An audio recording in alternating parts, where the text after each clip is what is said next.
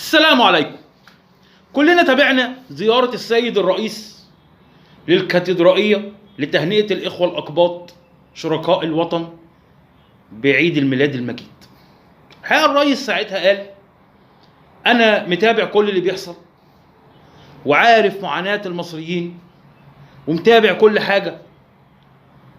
والحقيقة يا ريس هو حاجة من الاتنين، يا إما حضرتك متابع ومطنش، يا إما حضرتك متابع وما عندكش حلول. مفيش حلول. والحقيقة إحنا بقالنا 13 سنة بنسمع كلامه بس. كلام. مصر هتبقى قد الدنيا، حاضر. انتوا نور عينينا، حاضر.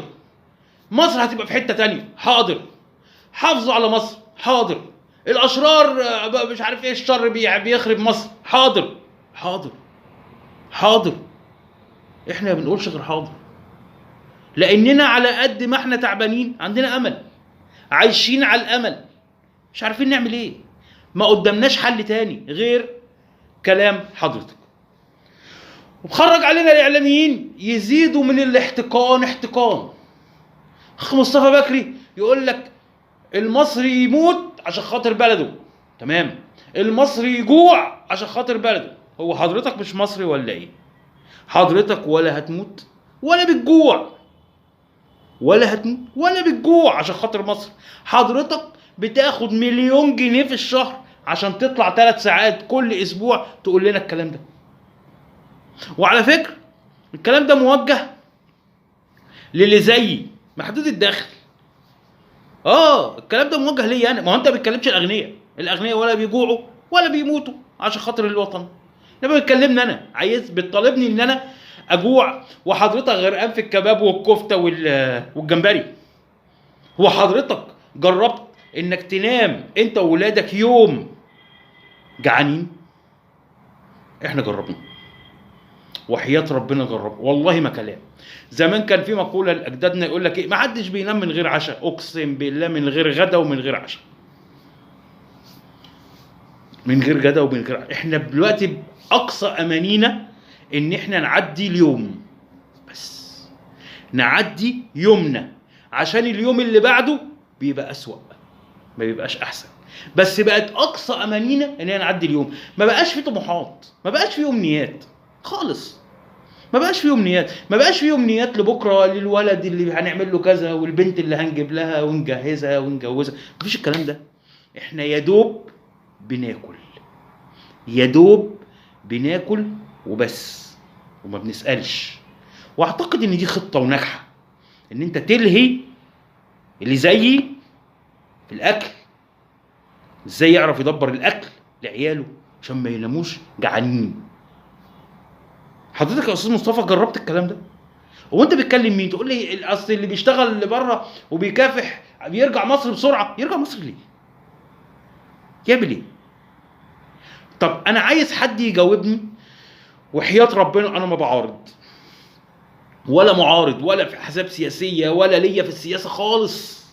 انا عايز حد يجاوبني يقول لي هو احنا بقالنا 13 سنه اتقدمنا خطوه في ايه؟ يعني احنا بقينا متقدمين من 13 سنه في ايه؟ والله العظيم قولوا لي. وهو حد يطلع يقول لي كباري ومساكن شعبيه او مساكن اقتصاديه؟ لا لا لا لا. احنا كلنا عايشين في بيوت. احنا ما كناش عايشين في الشارع سيادتك يا باشا. احنا عايشين في بيوت. احنا عايشين في بيوت وكنا بنستحمل الزحمه وبنستحمل القرف عادي. بس كان في امل، كان في. طب اقول لسعادتك حاجه.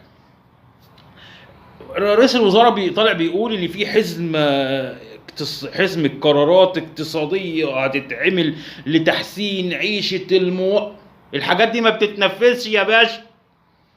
الحاجات دي للبروباجندا بس يا باشا، ما بتتنفذش. لو حضرتك بقى متابع بجد زي ما سيادتك قلت تعرف ان الحاجات دي مش بتتنفذ. انا 24 سنة مرتبي $100 في الشهر. هنتكلم بالدولار. $100 في الشهر. شوف الدولار عامل كام وال$100 عاملين كام.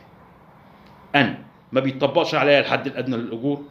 ومش انا بس، كتير زيي، ملايين زيي من الموظفين، لانك حاطط بند كده. وزير الماليه الله يمسيه بالخير بقى معيط، كان حاطط بند كده لظروف اللي تواكب ظروف المنشاه، يعني المنشاه اللي ظروفها كويسه تدفع، اللي ظروفها مش كويسه ما تدفعش.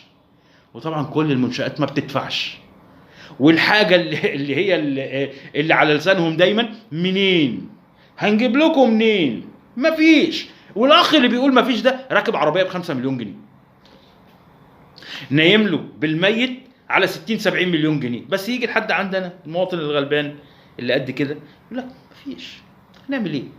اسعار بتغلى، اسعار بتعلى، انما عندنا احنا تيجي لحد عندنا احنا وتقف، وتطلع الاعلاميين طول الليل يكلمونا احنا: اصبروا، مصر هتبقى قد الدنيا، مصر هتبقى جميله، تحيا مصر، تحيا مصر.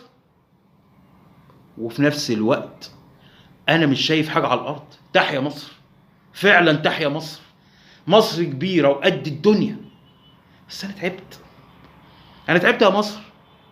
مصر انا والله تعبان، والله تعبان. وعلى فكره انا مش عادتي ان انا اطلع اغلط في حد، ما بغلطش. هو انا لما اطلع اقول ان انا تعبان هو كده يبقى انا بعرض؟ لا والله، انا بوصف لكم ظروفي وظروف اللي زيي اللي انا بشوفهم. ما هو في ناس زيي، ما هو اللي زيي بيتعرف على اللي زيي. انت فاهم يعني؟ اللي زيي بيتعرف على اللي زيي التعبانين. احنا يا ريس لو سيادتك فعلا متابع، لو عملت حزمه قرارات اقتصاديه فعلا، كلم الناس اللي مشغليننا يدونا احنا عايزين. ماشي 100 جنيه 200 جنيه 300 جنيه زياده، يا ريت، اتمنى. اشوفكم الحلقه الجايه، وانا زي ما قلت لكم هي فضفضه، واحد بيطلع اللي جواه. السلام عليكم ورحمه الله وبركاته.